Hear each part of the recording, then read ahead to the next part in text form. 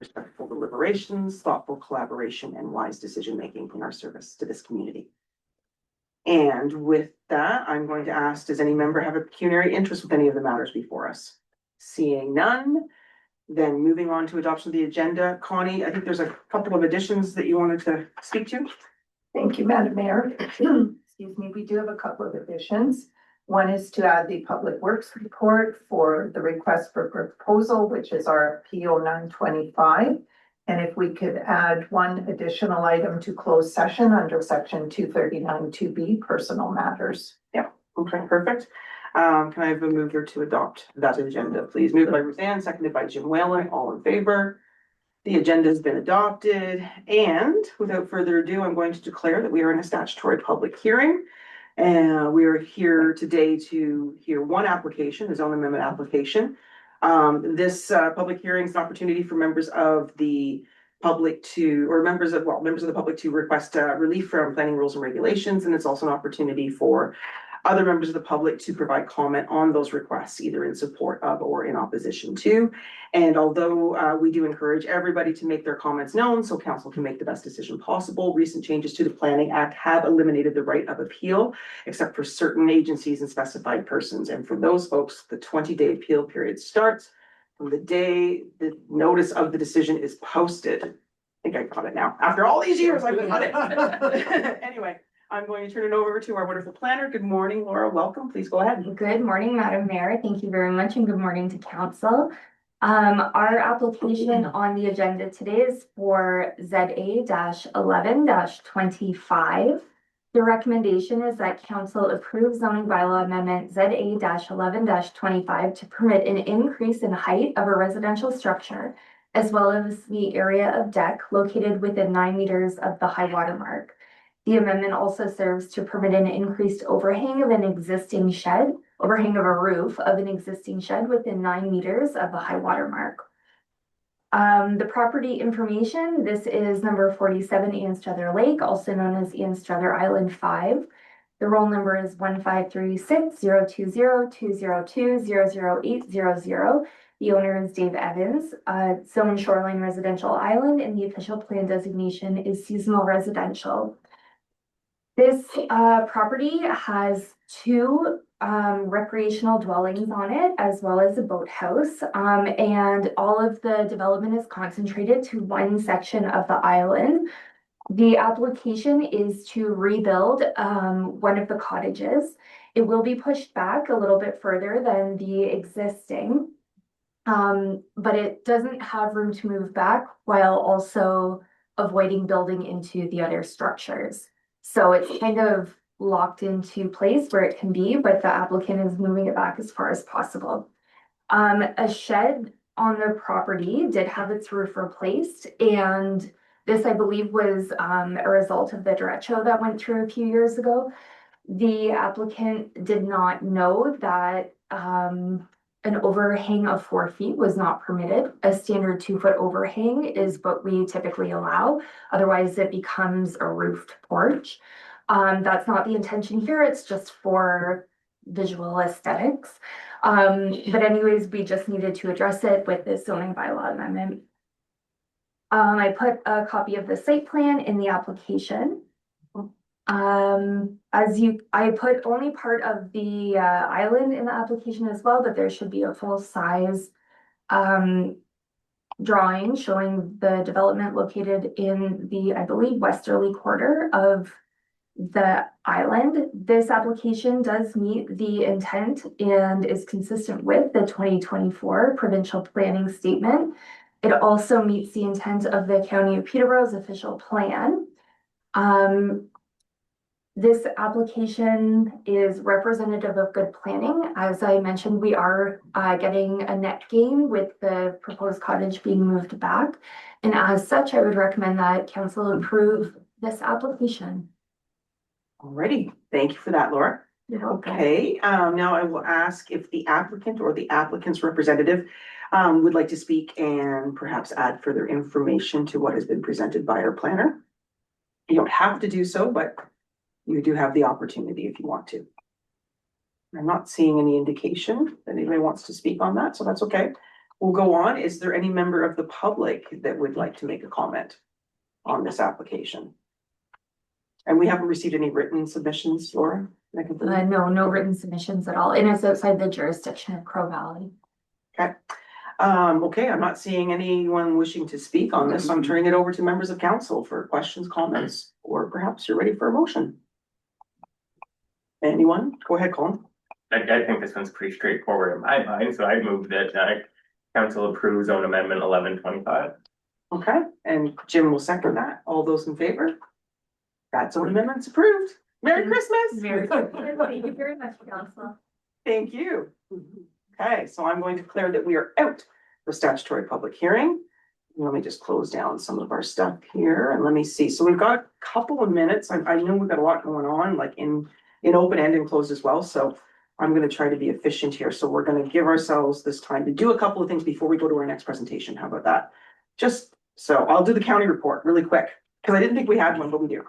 Anyway, so at the last county council meeting, we had an update regarding improvements to the Curve Lake Road and Buckhorn Road intersection.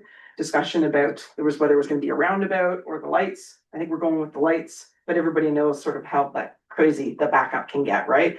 And the intent is to have smart lights there, like they have in, I want to say, like where Lakefield Road is, going in, we're going down 28 or the Four Corners in, where Durrow, right? Makes sense. So yeah, Young's Point as well. So anyway, that's the intention there. We also did approve, I'm going to see if I can open up here, maybe.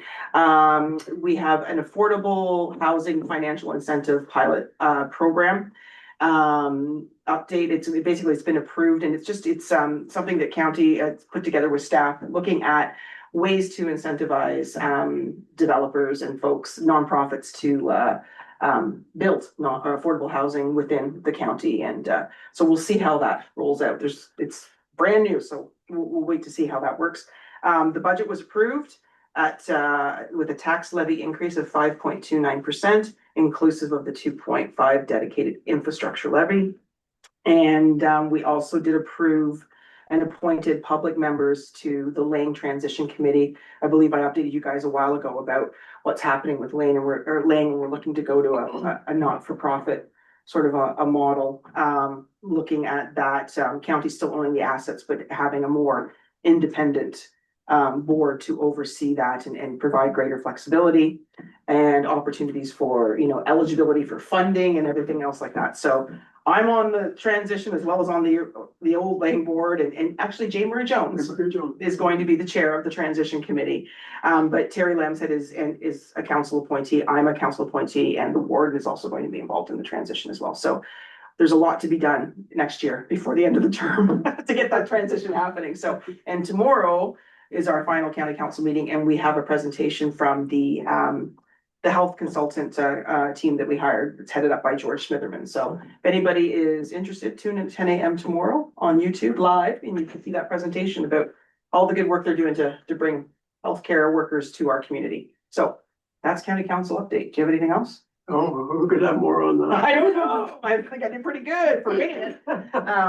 Questions, comments, anyone? All right, motion to receive that report, please. Moved by Colin, seconded by Ruth Ann. All those in favor? That has been received, pardon me. Colin, can you do it in 4 minutes? I think I can, because it's mostly a repeat of 2 weeks ago at this point. But they're continuing to hold regional sessions, the province, and gathering input from conservation authorities as well as municipalities. There's one in Collingwood and one in Vaughan recently for people in our area. And of course, there's advocacy for local representation on boards and keeping of local jobs happening there.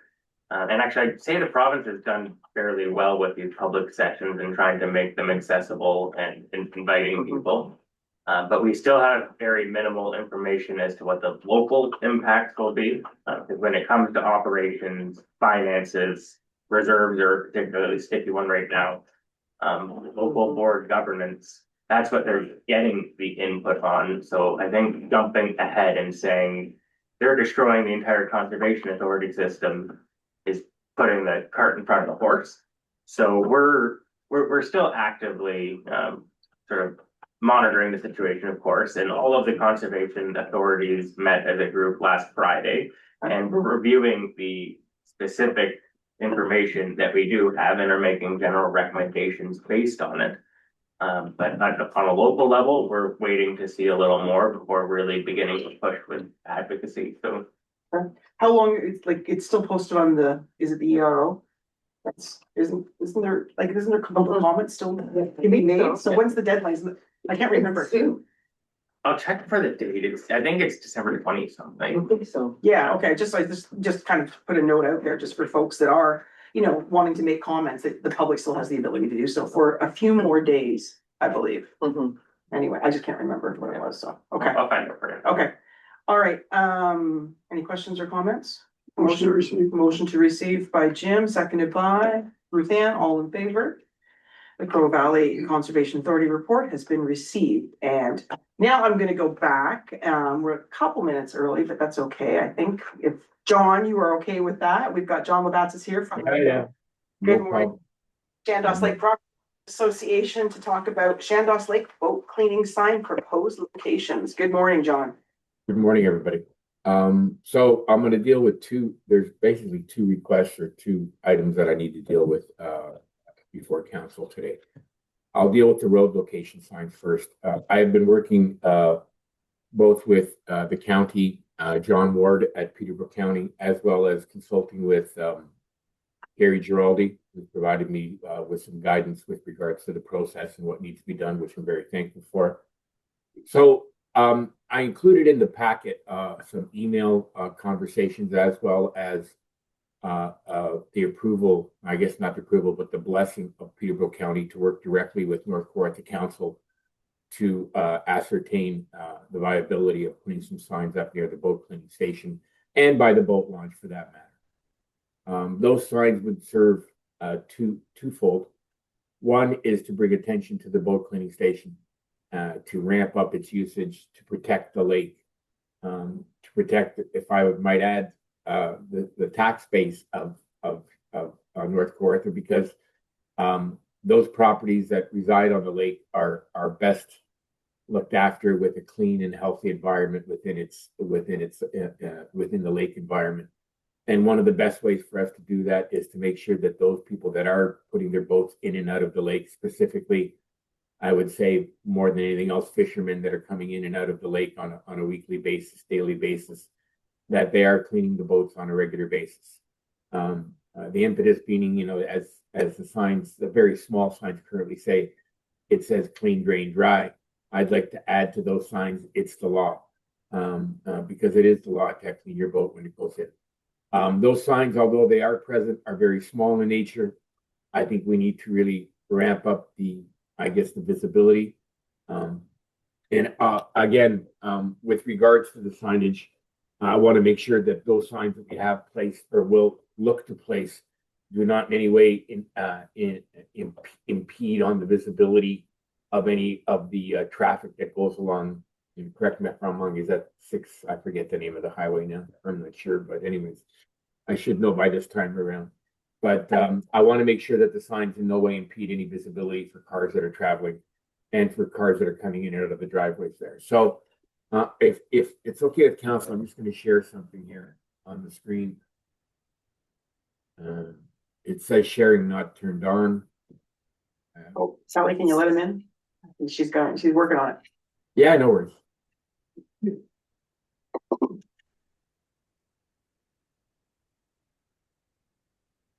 Here we go. Okay. So in my expert penmanship, as you can see, I'm not you'll see that I'm not the best, but anyways, I've circled the 2 locations that I believe. Can you see the screen first of all? Sorry. Yeah, we can see it. Okay, so this one on the furthest on the right is where the actual the boat launch is for boats going in and out of the water closest to the water's edge. We would work with Gary Giraldi or whoever it is from the township to make sure that any placement of any sign, any size of any sign meets with the criteria that the township would like. It's our preference, my preference, that these signs be 2-sided one side, especially the one facing boats going into the water. And we can make it both sides for that matter on this particular sign, that it really emphasizes to the boaters that they have to clean their boat through the boat cleaning station when they're going in and when they're coming out. That's that sign. And as I said, we'll work with council to determine what the size is, what can be on the sign, etc. The second sign here is twofold. On the furthest on the left, which is at the first driveway entrance as you're traveling along 620. That sign, as I said, we'd like it to be two-sided. We would bring attention to the association with our logo, and at the same time call out to the boat cleaning station. And the bottom half of the sign would be some sort of advertisement from one of our supporters at the CLPOA that advertised within our yearbook. The monies that we raise through these signs and any type of advertisers that are participating, my goal is to make sort of a 3 to 5 year type of contract with a particular advertiser that goes there. And that money raised would be specifically dedicated in maybe I'm speaking out of turn, but my preference to our association would be any monies raised through those signage would be dedicated specifically to environmental issues with regards to the lake. So we're not looking to use that for any type of event or that, but I think that the money that we derive should be dedicated towards the lake. I'm going to stop sharing. So that in essence is that, I mean, look at, we would prefer to see the signs to be double-sided because it gives us more visibility. And again, I want to be really clear. This is not like it's going to happen tomorrow. We're going to take our time. We're going to, work with council. I'll work directly with council to make sure that we're making sure that the sign meets the criteria that you want.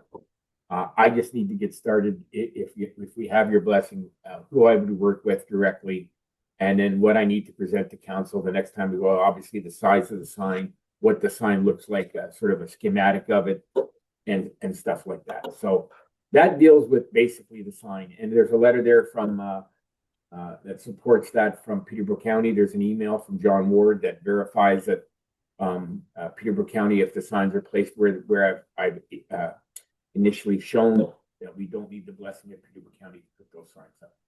We just need the blessing of North Port to council because they're on private property, from what I understand. Okay, all right, you faded out there for a bit, but I think we got the gist of it. Yeah. Anyway, so it's those two locations. So, any questions or comments from council? Looks good. Yeah, no, go, I think, we're, well, as you know, from the beginning, I mean, we're fully supportive of this issue and, yeah, work with, Gary and with whoever you need to keep going on the steps of this project, right? And update council when you need to. Yeah, as I said, I'm going to be very deliberate in my preparation for this and make sure we have, how the saying goes, we're going to dot the I's, cross the T's to make sure that we're meeting with all the requirements we had. No sign, no footings are being put in until we get the 100% blessing of council. So Perfect. Okay, sounds Yeah. good. So right. you had something else? Yeah, there's other thing, the boat cleaning station in a sense. The sign that's closest to the water, there's two requests here. And if we could have some financial support, because that sign basically helps keep the health of the lake thing. The sign that's on the furthest from the lake, obviously that's more of an advertisement. We're going to look to generate money to use for environmental issues on the lake, whether it's cleaning up docks or whatever it is, abandoned docks in that sense. So the request is twofold. One, that if depending on what I come back with, I believe what I've been quoted for signs is anywhere from $1,500 to $3,000. But I drive a pretty hard bargain, so I'll try to make sure that I get it as close to where I want it to get it as possible. But then the other thing that we're having is that one, I believe that council has been approached previously. I'm not sure. Correct me if I'm wrong, Madam Mayor. With regards to any type of support to initiate a pilot project. The majority of the people that are using the lake are using it on the weekends, especially Saturdays, Sundays, and holidays, whenever those holidays would fall. I have specifically worked on behalf of the CLPOA at the boat cleaning station. And as I've said to my colleagues, if you're not there at 6 a.m., you're missing, and you're not there till 9, You're missing all kinds of boaters that are going in the water that are putting their fishing boats or whatever boat it is that they're going in. The bottom line is that what avenues may be available for any type of pilot project or financial support to have people work there on the weekends. I mean, we could use some of the monies that we're raising with regards to signage, but is there an opportunity for us to partner with North Kawartha Council to provide some sort of financial support just on the weekends to see exactly so we can raise the, how do I say, raise the outlook in terms of how people visualize and what they need to do to understand that it's in their best benefit to have that lake healthy. And the best way to do that is to have somebody there front and center dictating that to them. Okay, yeah, so I'm gonna speak to it first and I'll get staff to speak to it, because I mean, so you're talking about, like, I know over the last couple of years, there's been talk about, you know, getting summer students in and how we work that out, because you really want to, so you like have people there sort of educating and providing that service. But it's a little bit complicated if we're looking at it like, because you want to fund it or support it, but having it flow sort of through the township.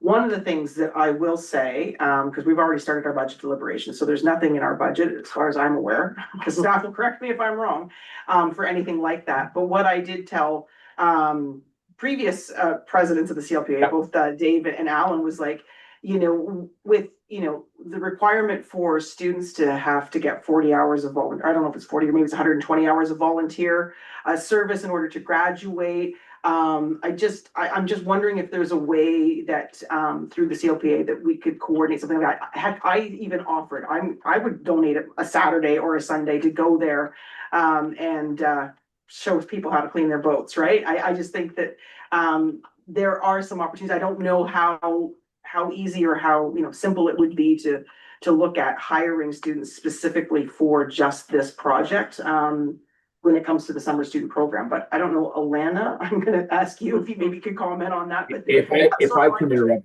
before Alana speaks, Madam Mayor, we have tried continually to look at the volunteer. I mean, even looking at the events that we put on during the summertime, whether it be the regatta, it's like pulling teeth to try to get, it's only 20 hours, I think, or 20 hours of community or 40 hours community service. It's like pulling teeth to try to get somebody to volunteer. So we've done that dance, as they say, with numerous things. So the best incentive I think you can get is to compensate people for their time.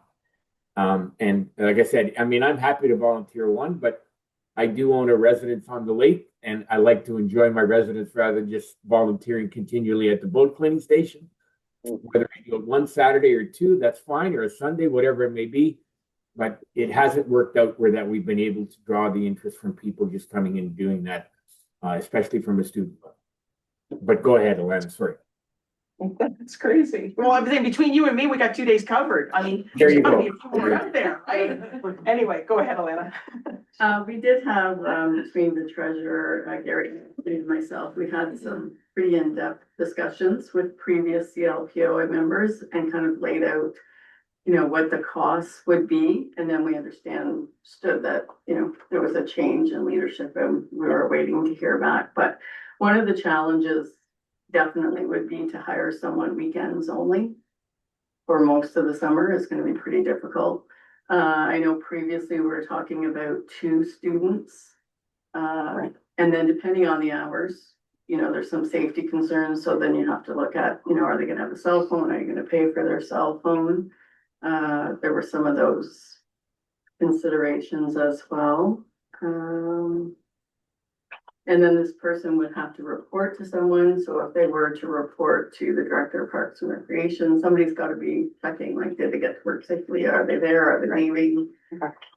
So there were quite a few challenges that we did discuss. And currently it is not in our budget. And if they are a township employee, we have certain parameters that we have to offer to them. Yeah. So part-time staff are offered, you know, into OMERS. So there's OMERS costs for the township. So it's something that, you know, we certainly could revisit and see what is being asked and bring it back to council, but. Alana, if I may, so that's if the employee or the person that's working at the boat cleaning station is actually employed by the township.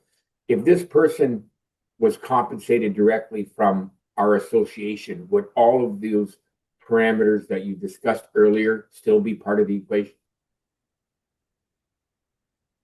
I think that that's a completely different maybe ask or scenario. In that case, I think you're just asking for a financial contribution I'll from tell the you, council. I'll tell you what I will do, sorry, Madam Mayor and Yeah. council, is that I will put together a short 1 or 2 page sort of business summary with regards to the costs and everything like that. And I will send it into council for your consideration and to look at it. And then we can revisit this when I come before you in the next little while with regards to quotes on signs and where they're going to go and sizes and that.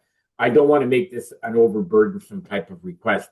Let me put something together so you can look at the financial aspect and what the perceived value will be in terms of the number of boat cleaned, the actual number of boats that are cleaned with the person there versus when they're not there. That way we can simplify the request.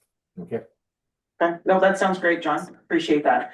Okay, so we're gonna stay tuned, and otherwise, is there anything else? Anybody have any other questions on anything? If not, then can I have a motion to receive John's presentation? Moved by Jim O'Shea, seconded by Colin. All those in favor? That's been received. Thanks, John. We look forward to your next update. Have a wonderful day. Happy holidays. Merry Christmas. And all Yeah, that nice Merry stuff. Christmas. Take care. Thank you. Okay, and with that, it is 9:59, and we have Richard Steiginga here from Baker Tilly to talk to us about money. Yeah, we're presenting the draft 2023 North Kawartha financial statements. Good morning, Richard. Welcome, and please go ahead whenever you're ready. And do you want the screen shared as well for the presentation? Yes. Yeah, just, well, for those folks watching online, they might like to see the fancy graphics. We're not the only one. I mean, all those people back there wanna see us. Yeah, no. Anyway, nice that you made it in person. Good morning. Morning, everyone. Pleasure to be here. It's been a while since been here in person, so it's always nice to come up to your municipality. So, yeah.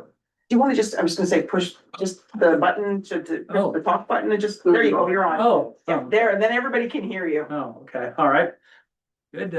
Yes. Yeah. Pleasure to be here. Yeah. So, today I will run through the presentation, slide deck that we have for the, results of the audit and the financial statements, for the township. And as well to included in the agenda is the detailed draft audited financial statements, but most people and including a lot of accountants prefer just to look at the slide deck as it can be a little easier to understand. So I'll start with that. So first off, on the following page, you will see a summary of what we consider to be the important paragraph out of the independent auditor's report. That in our opinion, the accompanying consolidated financial statements present fairly in all material respects the financial position of the Township of North Kawartha as at December 31, 2023, and the results of its operations and cash flows for the year then ended in accordance with Canadian public sector accounting standards. So that is your standard clean, unqualified auditor's report, which is what you're used to seeing. A couple of things to point out here. It does say consolidated, so the numbers we look at both include the operations of the township as well as the library board. So when we're looking at the numbers, they're all inclusive. And as well to the very last line is the big one in accordance with Canadian public sector accounting standards, more commonly known as PSAB, which is the way government organizations under Canadian Public Accounts Act need to report. Unfortunately, it's not the same way that you are required to budget by the province. So I will try to highlight some of these differences as we go through. So, but as I said, clean unqualified auditor's report. And then the rest of the auditor's report, although it's 2 pages, the content remains the same from prior years. next is just to give you an idea of some of the type of audit procedures we do to gather up the evidence we need to support our audit opinion.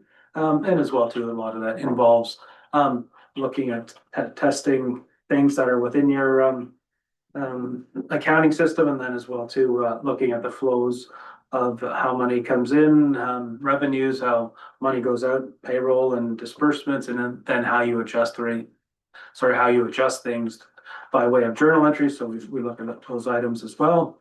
Then as well too, in the substantive testing, management estimates is also a piece of that, and part of that, then the estimate impacts some of the changes that occurred in 2023 to PSAB. So on the following slide, you will see there that in the middle section there, there were some additional audit procedures for the implementation of the asset retirement obligation. So that was a big one for most municipalities in 2023, and that involved looking at all your assets to see if you had any obligations that weren't previously recorded.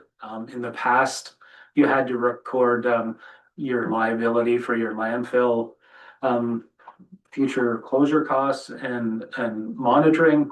Well, this new standard brought in both that and as well too looking at other items that you were legally obligated to remediate or remove. And then as well too, if, and assuming there was a cost to that. And so really some of the larger things that other municipalities encountered were asbestos costs, depending on the age of your facilities, would greatly impact that. And so, but for the township itself, analyzing and looking at all your buildings, it just resulted in the fact that it's just all your landfills that still required disclosure, calculated somewhat differently, as we will see later. So that was the biggest thing. The other major change was the financial instruments section. But if you had investments that were traded in an active market, you'd have to record those at market value. In the past, they were always at cost, but in your case, all you have is a large GIC at the end of the year, so that there was no impact for that one as well. So, then as well too, the audit is complete, pending a few getting a few signed documents back and council approval of the financial statements, and as well too, the audit process, although it took longer than we may have liked. Everything came out as we anticipated, just gathering some of that additional information for the asset retirement obligations, the implementation of and balancing of your tangible capital asset module to your general ledger. Those are the type of things that did take a little longer than anticipated. And as well too, so these last two items I mentioned were things that take your regular day-to-day accounting records from the way you're supposed to keep them for calculating your operating surplus into the PSAB world. So they come to the numbers we're looking at. So the recording of your transactions on a day-to-day basis are being done fine, no issues there. It's just then taking it to the next level, so you can report under PSAB purposes that caused the delay. And then as well too, there were some smaller items there on the uncorrected items there on the lower part, and we listed them out there. And then as well, so with an audit, we always calculate a materiality, and in your case for 2023, the materiality limit was 230,000. So then of course we have a trivial threshold, so anything over that we need to either decide whether we adjust or that we report to you and saying the net number is well below our materiality. And in this case, the net number difference was almost $32,000 versus a materiality of 230,000. So instead of going ahead and making all those adjustments and figuring all that out, the most cost-effective way at that point was just to make you aware, and then these items will be corrected moving forward. So, yeah. Yeah, Jim. Thanks, Richard. You're saying that these accounts, payroll, the, tax arrears and so on were understated or overstated in 24? How do you? In 23, yeah, so then we keep a little scorecard and it is attached to the letter that's also part of the agenda, so then we tabulate all those things and they go plus and minus, and then last year, in the previous year, the payroll accrual was the difference last year, so really then when that hits in 2023, it reverses itself, and then the difference at the end of the year before, so yeah, so the net number So impact. they weren't skimming off this money, we were. It's not. Slush fund, you Just to be clear, nobody brought up that word at all. It did not occur, yes. It's the Vegas fund. No, not like Thank that. you. Colin has We're questions. still not recording, are we? Yeah, it's not live, but it's recording. It's okay.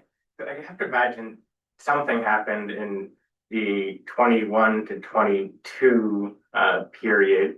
For accounts receivable, it jumped from 317 to 2 million. Where are you? Oh, I'm sorry, yeah, I will cover that on the next slide. Okay. Okay, all right. Save it. Yeah. Stay tuned. All right. Okay, next slide. Okay.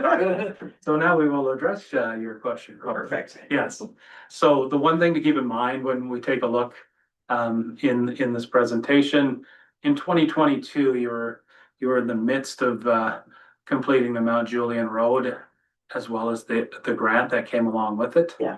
So that both impacts your cash, your accounts receivable, and on the following page, it impacts your accounts payable as well. So then in the accounts receivable in 2022, there was about $1.8 million owing from the other levels of government for that project. So you spent the money in 2022, and in 2023, you collected the money that was owed to you from the federal and provincial government. So that's why your receivables have come down again, but back to the more common level that you saw in 2021. So then as well too, your cash and investments in total went up about $1 million, and that's partly due to the fact that your receivables came down and your payables also came down by about $1 million. So the net effect is about $1 million change. And as well too, so within that investment line, you have a $5 million GIC with RBC, so that's just that investment plus the accrued interest on that, and then there was a small library investment giving you your $5.2 million. So then what's left in this year's receivable, the bulk of that is HST receivable. It's about 237,000 of the 388,000. And then as well too, your taxes receivable, although they went up year over year, you're still at 4.2% of the total levy, including penalty and interest, up from 3.9. To be considered low risk by the province, you got to be 10% or less. So you're still sitting in a very good position there. So that's good to see. So so those were the major changes under your financial assets. And then we come to who you owe money to. So that's your financial liabilities. You will see that on the next slide. And then the big thing there within your accounts payable and accrued liabilities, you'll see there that went down by $1.1 million, and that's in relation to the trade payables and the holdbacks on the Mount Julian Road. So, and as well too, you still have some monies sitting aside in your deferred revenue obligatory reserve funds. So some parkland fees of about 28,000, and your Canada Community Building Fund, or previously called the gas tax, about $96,000 unspent there. So both of those items, you've actually received the cash, but you don't get to spend it until you spend it in accordance with the rules around that. So, and if you don't use it within those rules, then it stays here on the as a liability under deferred revenue. You also have other deferred revenue, so that's other monies you've received that you haven't spent yet. The largest portion of that would be your OCIF funding of about 115,000, and you also had at that point about 50,000 in funding for a vehicle charging station. And then as well too, there were some about 94,000 in some COVID related fundings that were not unspent at the end of 2023. And then the next two lines are the big ones you see for the change for most other municipalities. Since the landfill closure and post-closure liability got wrapped into the asset retirement obligations, it went to zero, and basically for your municipality re-emerged in the following line is your asset retirement obligations, as well too, since all your landfills are closed, it just flowed through operations.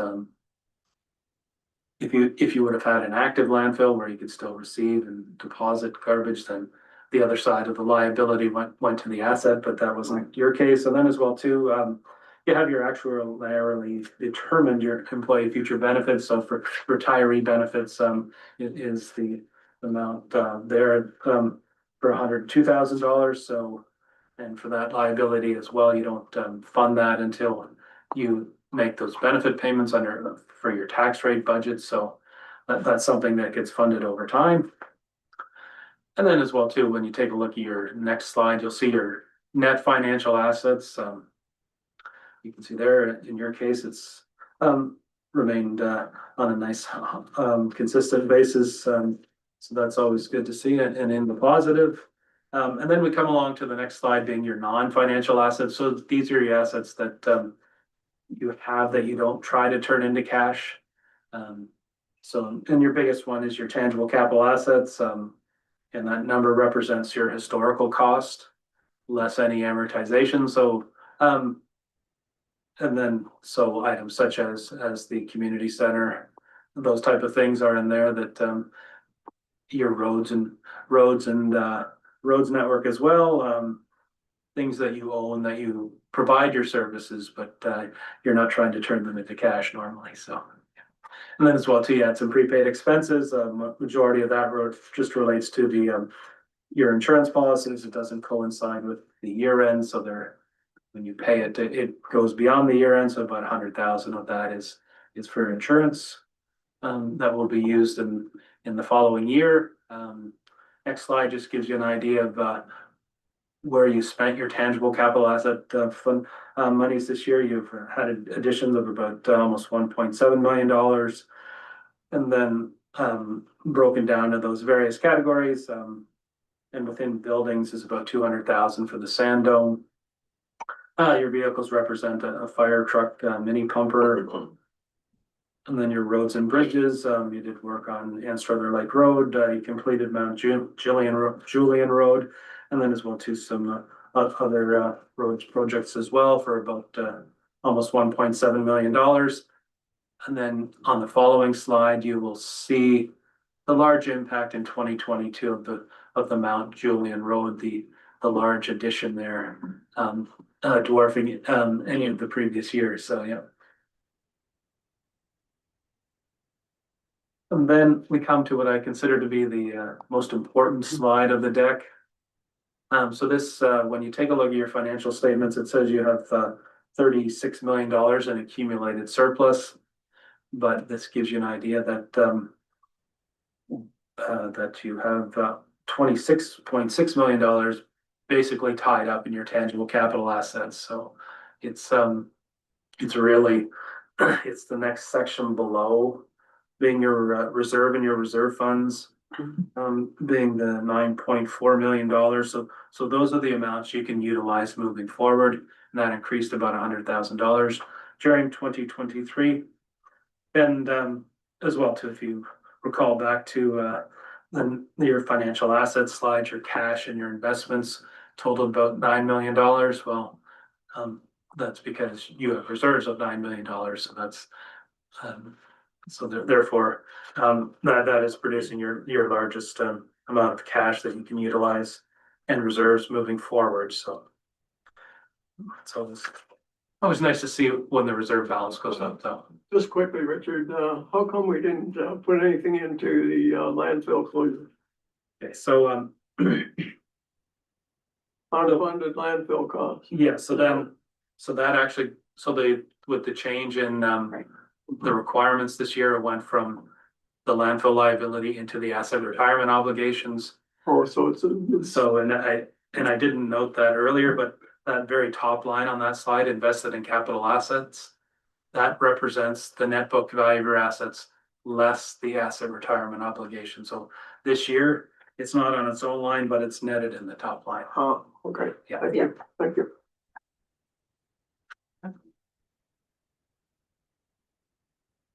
And then you move to the next slide. So this is an attempt to try and show you the differences between PSAB accounting and how you would do it internally for financial reporting purposes and setting your internal reporting purposes and setting your tax rates. So when you take a look at the consolidated statement of operations, you will see there that even within the budget and the actuals, you're showing a surplus. But you know, when you set your tax rate, you're not budgeting for a surplus or a deficit. So it's that reconciliation part, the lower part, that gives you the idea as to how it comes back to zero. So the biggest change is the fact that when you budget a capital project, you intend to fund that either through taxation or reserves. But for financial reporting purposes, it gets set up as an asset and it gets depreciated. So really, that's what the first two lines in the reconciliation represents. And then as well, too, transfers to and from reserves from a PSAB perspective. They treat all your surplus as one big fund, whereas internally you keep the reserves, capital, and operations separate. So really, that's just the difference there. And then as well, when you take a look at the actual amounts, you will see there that things like the sale of tangible capital assets, when you do that internally, it is a revenue, but for accounting purposes, it's not. And then you had a loss on disposal of some assets, so that created a difference there. Your change in employee feature benefits created a difference there. And as I said earlier, you don't fund those until you make those benefit payments. And then as well, the changes for your reserves and your asset retirement obligations, and in addition to landfill post-closure adjustment. So really, with your transfers to and from reserves at the end of the year, it does bring everything back to zero. So all your surpluses go into reserves. Next slide gives you an idea of your revenues and expenses over the last 5 years. You'll see there that consistent with the increase in your additions to capital assets in 2022, your revenue was higher too, reflective of the grants associated with Mount Julian Road. And then finally, the last few slides are direct reproductions out of the financial statements for your revenues and expenses during the year. Overall, on your revenues, you were higher than budget at about $9.6 million.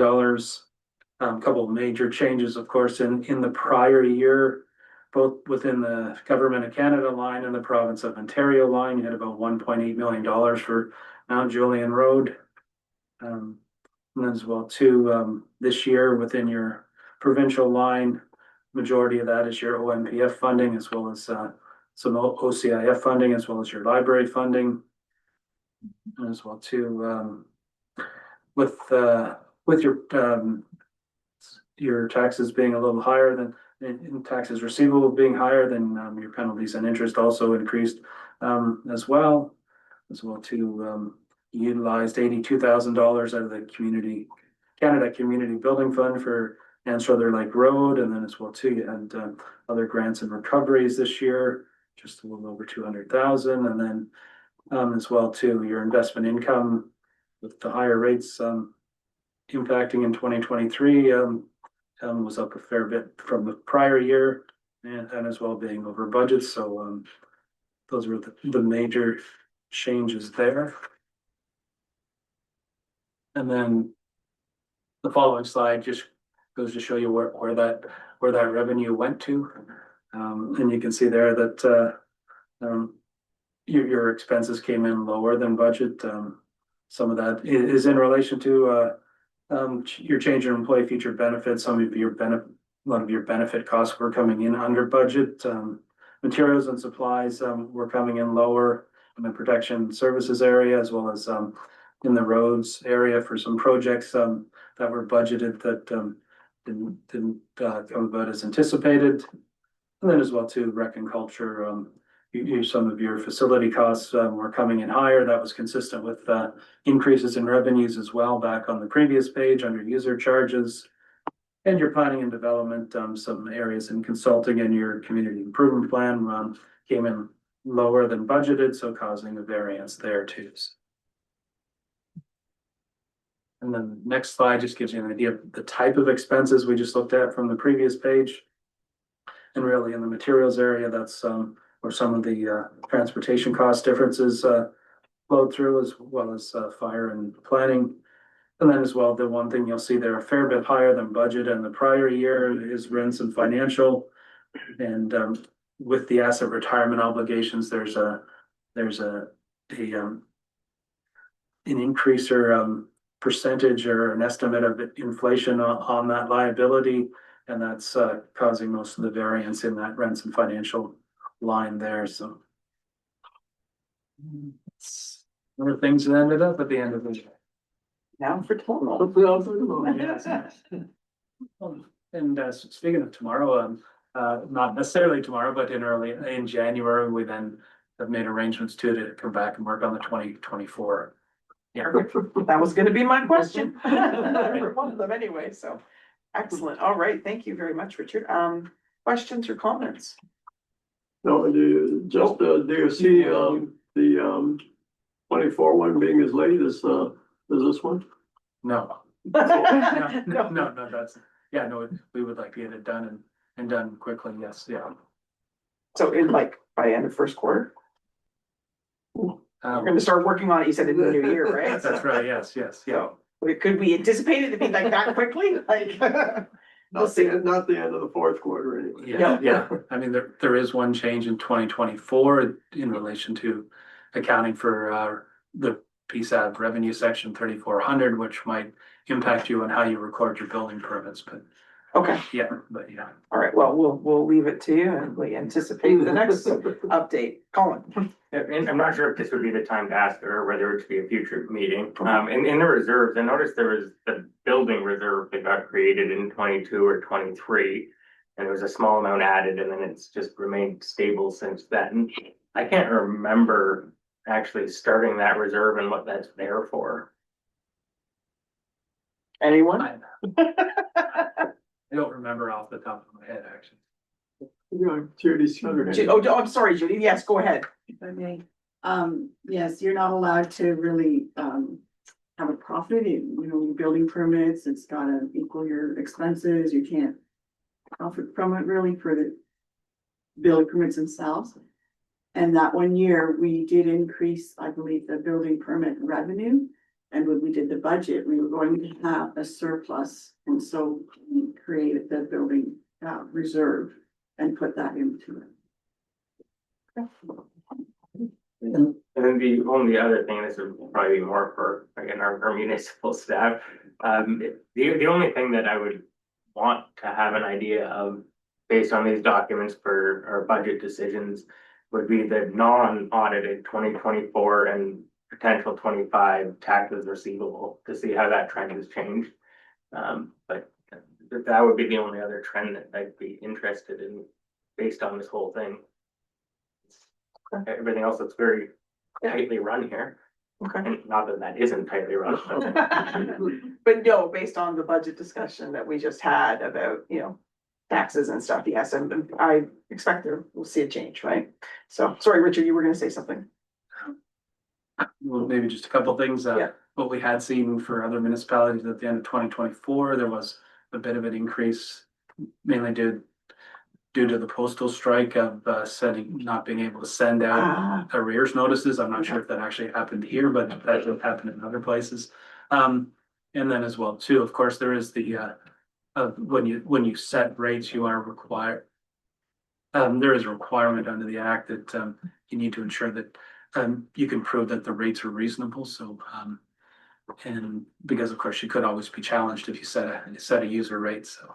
Okay, Yeah, so and I think that then setting the building monies aside then helps address that, so you can say that. And that's what the new section of the handbook in 2024 is trying to address, the fact that you may collect your building permit, let's say in November, but you might not actually do the work until the following year and all the inspections, so it's now trying to match that revenue up with when you actually do the work. okay. All right. Anyone else? Any other questions or comments? All right, well, thank you very much, Richard. I do have a motion here that council receive the 2023 consolidated financial statements and auditors report as at December 31st, 2023, and further that the auditor's engagement letter be approved for signature by 2 members of council. Who wants to make that So motion? moved. Jim will make that motion. Jim Whalen makes the motion. Jim O'Shea seconds the motion. All those in favor? That, Move that Jim O'Shea and Andrew Fan signed the letter. well, we'll figure that out. Thanks very much, Richard. I'm going to declare that we're gonna have a 10-minute recess and then we'll get back into the balance of our meeting. Thanks.